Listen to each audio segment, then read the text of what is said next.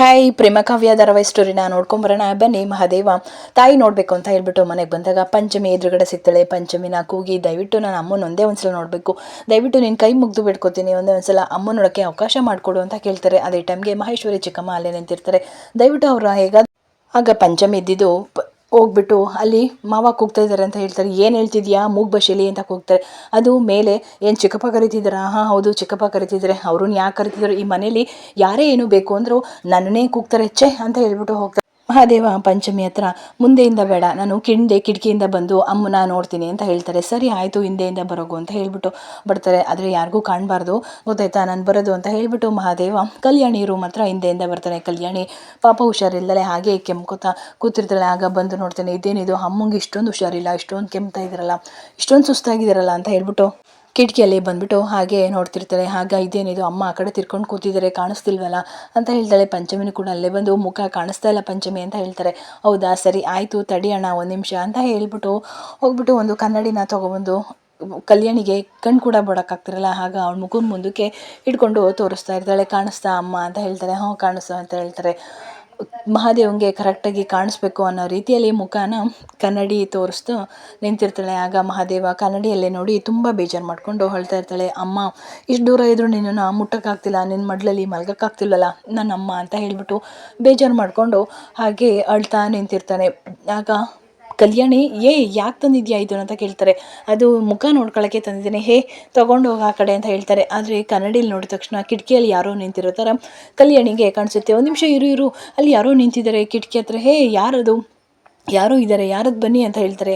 ಆಗ ಪಂಚಮಿ ಇಲ್ಲಮ್ಮ ಯಾರೂ ಇಲ್ಲ ಅಂತ ಹೇಳ್ತಾರೆ. ಇಲ್ಲ ಅಲ್ಲಿ ಯಾರೋ ಇದ್ದರು, ಇಲ್ಲಮ್ಮ ನಿಜವಾಗ್ಲೂ ಯಾರೂ ಇಲ್ಲ, ಸರಿ ಆಯಿತು ತೊಗೊಂಡೋಗಿ ಕನ್ನಡಿ ಇಟ್ಬರೋಗು ಅಂತ ಹೇಳ್ತಾರೆ. ಆಗ ಮತ್ತೆ ಮಹಾದೇವ ಬಂದು ಅಮ್ಮನ ನೋಡಿ ಅಳ್ತಾ ಇರ್ತಾಳೆ. ಅಮ್ಮ ನಿನ್ನ ಮಡ್ಲಲ್ಲಿ ಮಲ್ಕೋಬೇಕಮ್ಮ, ನಿನ್ನ ಕೈ ತುತ್ತು ತಿನ್ನಬೇಕು ಅಮ್ಮ ಅಂತ ಹೇಳಿ ಮನಸಲ್ಲೇ ಕೋರ್ಕೊಂಡು ಹಾಗೆ ಅಳ್ತಾ ಇರ್ತಾಳೆ. ಪಾಪ ಕಲ್ಯಾಣಿಗೂ ಕೂಡ ತುಂಬ ಸುಸ್ತಾಗಿರುತ್ತೆ. ಯಾಕೆಂದರೆ ಆ ಧಾಮಿನಿ ಓವರ್ ಡೋಸ್ ಮಾತ್ರೆ ಕೊಟ್ಟಿರೋದ್ರಿಂದ ಅವಳಿಗೂ ಕೂಡ ತುಂಬ ಸುಸ್ತಾಗಿ ಹಾಗೆ ಕೂತಿರ್ತಾಳೆ. ಹೌದು ಕಿಟಕಿಯಲ್ಲಿ ನಾನು ಯಾರೋ ನೋಡ್ತಿದ್ದಾರಲ್ಲ ಅಂತ ಹೇಳಿ ತಿರ್ಕೊಂಡು ನೋಡ್ತಿರ್ತಾಳೆ. ಇನ್ನೊಂದು ಕಡೆ ಶ್ರೀನಿವಾಸು ಕಾರಲ್ಲಿ ಕೂತ್ಕೊಂಡು ಹಾಗೆ ನೆನೆಸ್ಕೊತಿರ್ತಾನೆ. ಹೌದು ಫಸ್ಟ್ ಟೈಮ್ ಹೆಸ್ರೇನು ಅಂತ ಹೇಳಿದಾಗ ಮಹಾದೇವ ಅಂತ ಹೇಳಿದೆ ಅಲ್ವಾ, ಹೌದು ಆ ಮಹಾದೇವನ ನನ್ನ ಮಗನೇ ಇರ್ಬೋದಲ್ವಾ, ಅಂದರೆ ತುಂಬ ಜನ ಇರ್ತಾರಲ್ಲ ಅಂತ ನಾನು ಸುಮ್ಮನಾದೆ. ಮಹಾದೇವ ಅನ್ನೋರು ಆದರೂ ಯಾಕಾಗಿರ್ಬೋದು, ನನ್ನ ಹೆಂಡತಿ ಹೆಸರು ಕೂಡ ಕಲ್ಯಾಣಿ, ಅವ್ರ ಅಮ್ಮನ ಹೆಸರು ಕೂಡ ಕಲ್ಯಾಣಿ ಅಲ್ವಾ ಅಂತ ಹಾಗೆ ನೆನೆಸ್ಕೊತಿರ್ತಾರೆ. ಅದೇ ಟೈಮ್ಗೆ ಮಲ್ಗೆಪುರಕ್ಕೆ ಹೋದಾಗ ಅವ್ನ ಫ್ರೆಂಡ್ಗೆ ನಂಬರ್ ಕೊಟ್ಟಿರ್ತಾರೆ ಈ ಮನೆ ಬಗ್ಗೆ ವಿಚಾರಿಸೋ ಅಂತ. ಅದೇ ಟೈಮ್ಗೆ ತುಂಬ ಸಲ ಕಾಲ್ ಮಾಡಿದಾಗ ರಿಸೀವ್ ಮಾಡಲ್ಲ, ಕಾರಲ್ಲೇ ಬಿಟ್ಟೋಗಿರ್ತಾನೆ ಮಹಾದೇವ. ಆಗ ಯಾವುದೋ ಫೋನ್ ಬರ್ತಿದೆ ಅಂತ ಹೇಳಿ ಶ್ರೀನಿವಾಸ್ ಕೂಡ ಫೋನ್ ರಿಸೀವ್ ಮಾಡಿದಾಗ ಅಣ್ಣ ಮಹಾದೇವಣ್ಣ ಅಂತ ಹೇಳ್ತಾರೆ. ಹಾಂ ಹೇಳಪ್ಪ, ಏನಣ್ಣ ವಾಯ್ಸ್ ಬದಲಾಯಿಸ್ಕೊಂಡು ಮಾತಾಡ್ತಿದ್ಯಾ? ಅಣ್ಣ ಏನಣ್ಣ ನಿಮ್ಮನೆ ಬಗ್ಗೆನೇ ನನ್ನ ಹತ್ರನೇ ಕೇಳ್ತಾ ಇದೆಯಲ್ಲ ಅಣ್ಣ ಅಂತ ಹೇಳ್ತಾರೆ.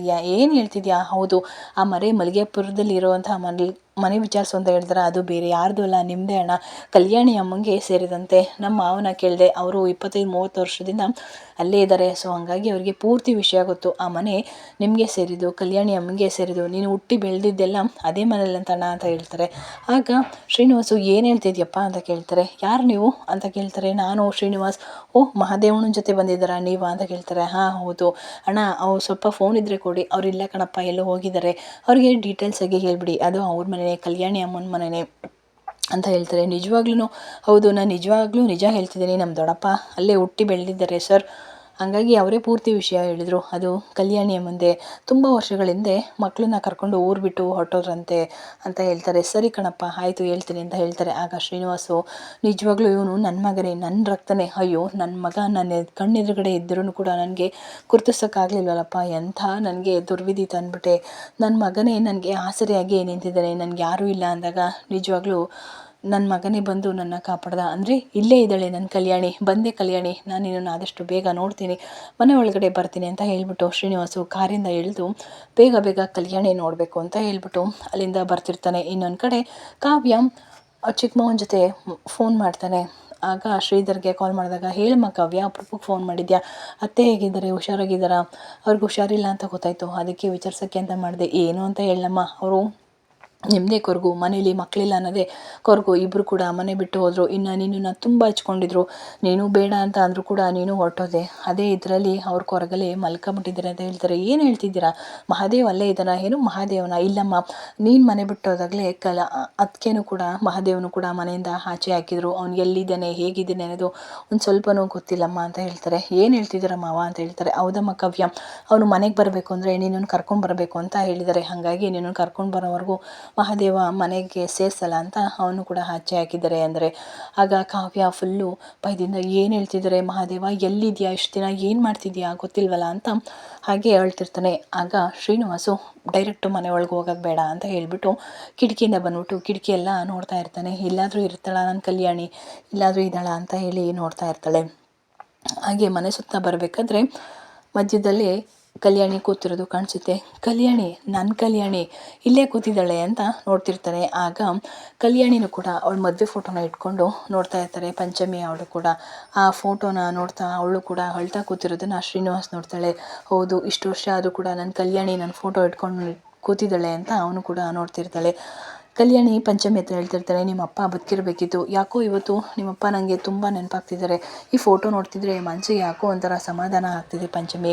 ಒಂದ್ಸಲನಾದರೂ ಸರಿ ನಾನು ಶ್ರೀನಿವಾಸನ ನೋಡಬೇಕು ಅಂತ ಅನ್ನಿಸ್ತಿದೆ ಅಂತ ಹೇಳ್ತಾರೆ. ಆಗ ಶ್ರೀನಿವಾಸು, ಬೇರೆ ಎಲ್ಲೂ ಇಲ್ಲ, ನಾನು ಇಲ್ಲೇ ಇದ್ದೀನಿ ಕಲ್ಯಾಣಿ, ನಿನ್ನ ಮುಂದೆನೇ ಬರ್ತೀನಿ ಅಂತ ಹೇಳ್ತಾರೆ.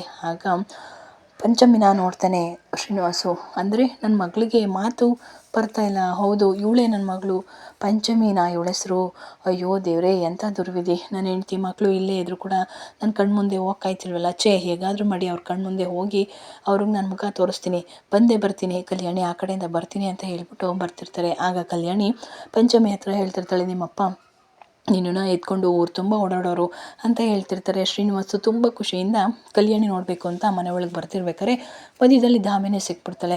ಏನು ದಾಮಿನಿ? ಅಯ್ಯೋ ರಾಕ್ಷಸಿ ಇಲ್ಲೇ ಇದ್ದಾಳೆ, ಇವಳು ಕಣ್ಣಿಗೆ ಏನಾದ್ರು ಬಿದ್ದರೆ ನನ್ನಂತೂ ಉಳ್ಗಾಲ ಇಲ್ಲ ಅಂತ ಹೇಳ್ಬಿಟ್ಟು ಓಡೋಗ್ತಾನೆ. ಔಸ್ಕೋಬೇಕು ಫಸ್ಟು ಅಂತ. ಆಗ ದಾಮಿನಿ ಹಿಂದೆನೇ ಬರ್ತೀನಿ, ಯಾರದು ಕಿಟಕಿಲಿ ಯಾರೋ ನೋಡ್ತಿದ್ರು ಅಂತ ಹೇಳಿ ಹೋಗಿ ನೋಡ್ತಾಳೆ. ನೋಡಿದರೆ ಯಾರೂ ಇರಲ್ಲ. ಆಗ ದಾಮಿನಿಗೆ ಸ್ವಲ್ಪ ಡೌಟ್ ಬರುತ್ತೆ. ಹೌದು, ಇಲ್ಲಿಗೆ ಯಾರೋ ಬಂದಿದ್ದಾರೆ ಅನ್ನೋ ಡೌಟ್ ಕೂಡ ಅವಳಿಗೆ ಬಲವಾಗಿ ಸಿಗುತ್ತೆ, ಯಾರೋ ಬಂದಿದ್ದಾರೆ ಅಂತ. ಆಗ ದಾಮಿನಿ ಹೋಗಿದ ತಕ್ಷಣ ಅಲ್ಲಿಂದ ಶ್ರೀನಿವಾಸು ಮೊದಲು ಇಲ್ಲಿಂದ ಹೋಗಬೇಕು, ಇಲ್ಲ ಅಂತಂದರೆ ನನ್ನ ಹೆಂಡ್ತಿ ಮಕ್ಕಳಿಗೆ ಏನಾದರೂ ಅಪಾಯ ಮಾಡ್ತಾಳೆ, ಇವಳು ದೊಡ್ಡ ರಾಕ್ಷಸಿ, ಇವರಿಂದ ದೂರ ಇದ್ರೇ ಸ್ವಲ್ಪ ಕ್ಷೇಮವಾಗಿ ಇರ್ತಾರೆ, ನನ್ನ ಹೆಂಡ್ತಿ ಸಾಯಿಸ್ಬಿಡ್ತಾಳೆ ಇವಳು ದಾಮಿನಿ. ಹಾಗಾಗಿ ಆದಷ್ಟು ಬೇಗ ಹೋಗಬೇಕು ಅಂತ ಅಲ್ಲಿಂದ ಹೋಗ್ತಿರ್ಬೇಕಾರೆ ಬಂದ್ಬಿಟ್ಟು ಪ್ರೇಮ ಕೈಗೆ ಎಸಗಾಕತ್ತಾಳೆ. ಪ್ರೇಮ, ಮಾವ ನೀವು ಶ್ರೀನಿವಾಸ ಮಾವ ಅಂತ ಕೇಳ್ತಾರೆ. ಅಲ್ಲಮ್ಮ, ನಾನು ಶ್ರೀನಿವಾಸ ಅಲ್ಲ. ಇಲ್ಲ, ನೀವು ಶ್ರೀನಿವಾಸ ಮಾವನೇ, ಮಹಾದೇವ್ ಅವ್ರ ತಂದೆ ಶ್ರೀನಿವಾಸೇ ಅಂತ ಹೇಳ್ತಾರೆ. ಯಾಕೆ ಈ ಥರ ಗಾಬರಿಯಿಂದ ಓಡಾಡ್ತಿದ್ದೀರಾ, ಯಾಕೆ ಮಾವ, ಏನಾಯಿತು ಹೇಳಿ, ನೀವು ಶ್ರೀನಿವಾಸೇ ಅಲ್ವಾ ಅಂತ ಹೇಳ್ತಾರೆ. ಹೌದಮ್ಮ, ನಾನು ಶ್ರೀನಿವಾಸನೇ, ಕಲ್ಯಾಣಿ ಗಂಡ ಶ್ರೀನಿವಾಸೇ, ಮಹಾದೇವ್ರ ತಂದೆ ಶ್ರೀನಿವಾಸೇ ಕಣಮ್ಮ ಅಂತ ಹೇಳ್ತಾರೆ. ಹೌದು, ನಾನು ನಿಮ್ಮನ್ನು ನೋಡಿದ್ದೀನಿ ಫೋಟೋಸಲ್ಲೆಲ್ಲ, ಅದಕ್ಕೆ ನಾನು ನಿಮ್ಮನ್ನು ಕೇಳಿದ್ದು. ಮಾವ ಹೇಳಿ, ನಿಜ ಹೇಳಿ, ಯಾಕಿಷ್ಟು ಭಯ ಪಡ್ತಾ ಇದ್ದಾರೆ ಅಂತ ಹೇಳ್ತಾರೆ. ಹೌದಮ್ಮ, ನಾನು ಶ್ರೀನಿವಾಸನೇ, ಕಲ್ಯಾಣಿ ಗಂಡ. ಅಂದರೆ ಮನೆ ಒಳಗೆ ಬರುವಂತಹ ಪರಿಸ್ಥಿತಿ ಹೇಗಿಲ್ಲ. ಯಾಕೆ ಮಾವ ಇಷ್ಟೊಂದು ಭಯ ಪಡ್ತಾ ಇದ್ದೀರಾ, ಇಷ್ಟೊಂದು ಗಾಬರಿ ಆಗಿದ್ದೀರಾ, ನೀವು ಸತ್ತೋಗಿದ್ದೀರಾ ಅಂತ ಎಲ್ಲರೂ ಕೂಡ ನಂಬಿದ್ದಾರೆ. ದಯವಿಟ್ಟು ಬನ್ನಿ, ನೀವು ಬಂದರೆ ಅತ್ತೆ ಬೇಗ ಹುಷಾರಾಗ್ತಾರೆ, ಅವ್ರು ಎದ್ದು ಓಡಾಡ್ತಾರೆ, ನಿಮ್ಮನ್ನು ನೋಡಿ ಖುಷಿ ಪಡ್ತಾರೆ ಅಂತ ಹೇಳ್ತಾರೆ. ಇಲ್ಲಮ್ಮ, ನಾನು ಬರೋ ಸ್ಥಿತಿಯಲ್ಲಿಲ್ಲ, ನಾನು ಬಂದರೆ ನನ್ನ ಮಗಳು, ನನ್ನ ಹೆಂಡ್ತಿ ಪ್ರಾಣ ಕಳ್ಕೊಬೇಕಾಗುತ್ತೆ ಅಂತ ಹೇಳ್ತಾರೆ. ಕೈ ಹಿಡಿದು ಎಳಿತಿರ್ತಾಳೆ ಪ್ರೇಮ. ಬನ್ನಿ, ಇಲ್ಲ ನಾನಿದ್ದೀನಿ ಅಂತ ದಯವಿಟ್ಟು ಅರ್ಥ ಮಾಡ್ಕೊ. ನಾನು ಬಂದರೆ ನನ್ನಿಂದಾಗಿ ನನ್ನ ಹೆಂಡ್ತಿ ಪ್ರಾಣ ಹೋಗುತ್ತೆ, ನನ್ನ ಮಗಳು ಪ್ರಾಣ ಹೋಗುತ್ತೆ, ಅವರು ನನ್ನ ಕಣ್ಣೆದುರುಗಡೆ ಪ್ರಾಣ ಬಿಡೋದು ನನಗೆ ಇಷ್ಟ ಇಲ್ಲಮ್ಮ, ದಯವಿಟ್ಟು ಅರ್ಥ ಮಾಡ್ಕೊ. ಇವಾಗ ಹೆಂಗಿದ್ದಾರೆ ಹಾಗೆ ಇರಲಿ, ನನಗೆ ಗೊತ್ತು ತುಂಬ ವರ್ಷಗಳಿಂದ ನಾನು ಬರಬೇಕಿತ್ತು, ಆದರೆ ಇವಾಗ ಬಂದಿದ್ದೀನಿ. ಇವಾಗ ಬಂದು ನಾನು ಹೆಂಡ್ತಿ ಸಾಯೋದನ್ನ ನನ್ನ ಕಣ್ಣಾರೆ ನನಗೆ ನೋಡೋಕ್ಕಾಗಲ್ಲ, ದಯವಿಟ್ಟು ನನ್ನ ಹಿಂಸೆ ಮಾಡಬೇಡ, ಸತ್ತೋಗಿದ್ದೀನಿ ಅಂತ ಅಂದ್ಕೊಂಡಿದ್ದಾರೆ ಅವರು, ಹಾಗೇ ಇರಲಿ. ಆದರೂ ಕೂಡ ಮಹಾದೇವ ನನ್ನ ಕಣ್ಣೆದುರುಗಡೆ ಇದ್ದು ನನ್ನ ಮಗ ನನ್ನ ಗುರ್ತಿಸೋಕ್ಕಾಗಿಲ್ಲ, ಅವನೇ ನನ್ನ ಕಾಪಾಡ್ಕೊಂಡಿದ್ದಾನೆ, ದಯವಿಟ್ಟು ನನ್ನ ಅರ್ಥ ಮಾಡ್ಕೊಳ್ಳಮ್ಮ, ದಯವಿಟ್ಟು ನಾನು ಹೇಳೋ ಮಾತಲ್ಲಿ ಸ್ವಲ್ಪ ಸತ್ಯ ಇದೆ, ಅರ್ಥ ಮಾಡ್ಕೊ, ದಯವಿಟ್ಟು ಹಿಂಸೆ ಮಾಡಬೇಡ, ಒಳಗಡೆ ಬನ್ನಿ ಅಂತ. ಅದಕ್ಕೆಲ್ಲ ಒಂದು ಸಮಯ ಬರುತ್ತೆ, ನಾನೇ ಆವಾಗ ಒಳಗಡೆ ಬರ್ತೀನಿ, ಅಲ್ಲಿವರೆಗೂ ಕೂಡ ದಯವಿಟ್ಟು ನಾನು ಹಿಂಸೆ ಮಾಡಬೇಡ, ನಾನೀಗ ನನ್ನ ಮಗನ ನೋಡಬೇಕು ಅಂತ ಹೇಳ್ತಾನೆ.